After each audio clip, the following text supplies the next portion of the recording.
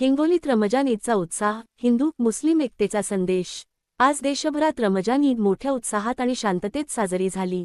हिंगोली शहरातील औंढा रोडवरील ईदगाह मैदानावर मुस्लिम बांधवांनी एकत्र येऊन नमाज पठण केले। रमजान ईद हा मुस्लिम समाजाचा पवित्र सण असून या निमित्ताने महिनाभर उपवास केला जातो। उपवास संपल्यानंतर चंद्रदर्शनानंतर दुसऱ्या दिवशी ईद साजरी केली जाते। ईदच्या दिवशी लहान मोठ्यांनी नवीन वस्त्रे परिधान करून ईदगाह मैदानावर नमाज पठण केले। नमाज पठणानंतर उपस्थितांना ईदच्या शुभेच्छा देण्यात आल्या। हिंदू मुस्लिम ऐक्य बाधित राहावे यासाठी विशेष प्रार्थना करण्यात आली। समाजातील सर्व नागरिक सुखी, समृद्ध आणि समाधानी राहावेत अशी कामना नमाजच्या माध्यमातून करण्यात आली।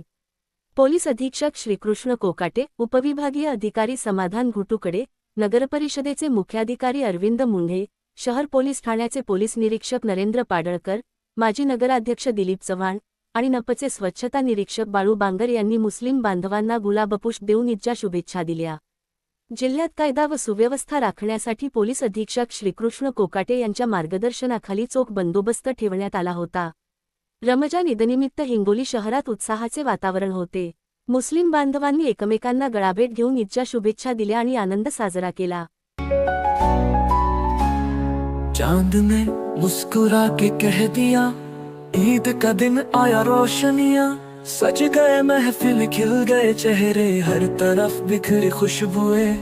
ईद मुबारक, ईद मुबारक, रहमतों की बारिश हो, सजदा कर लो, शुक्र अदा कर लो, खुशियों की तामीर हो।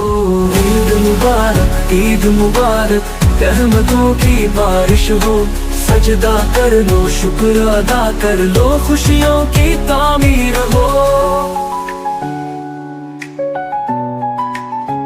सुबह की नूर से सज गया शहर, मस्जिदों में गूंजे तकबीर, बिस्मिल्लाह की धुन पे झूमा जहां, सबको मिली आज तस्लीम। ईद मुबारक, ईद मुबारक, बरकतों की सागर में डूब के हम दुआ करें, सब खैर मिले हर राह में।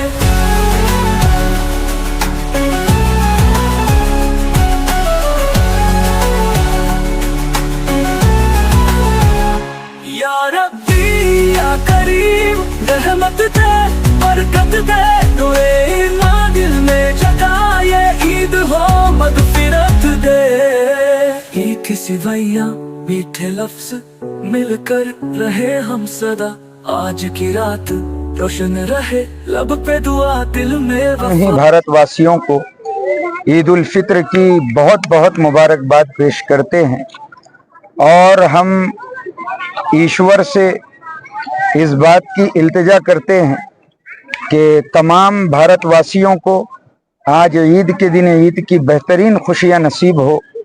हमारा जो देश है वो इसी तरह तरक्की के रास्ते पे चलता रहे और आपस में प्रेम मोहब्बत के साथ तमाम ही भारतवासी अपनी जिंदगी को गुजारें।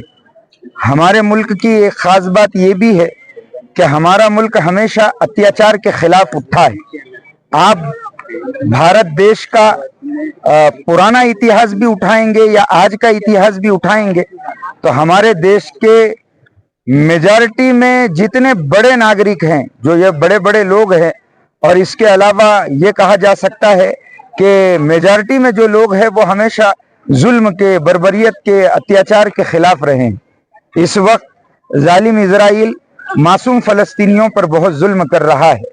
वर्ल्ड एक्ट के भी ये खिलाफ ये बात है कि मासूम बच्चों को कत्ल किया जाए, महिलाओं पर अत्याचार किया जाए, रहने वाली इमारतों को ख़त्म किया जाए, मगर इजराइल इस वक्त किसी तरह का भी लॉ एंड ऑर्डर मानने के लिए तैयार नहीं है।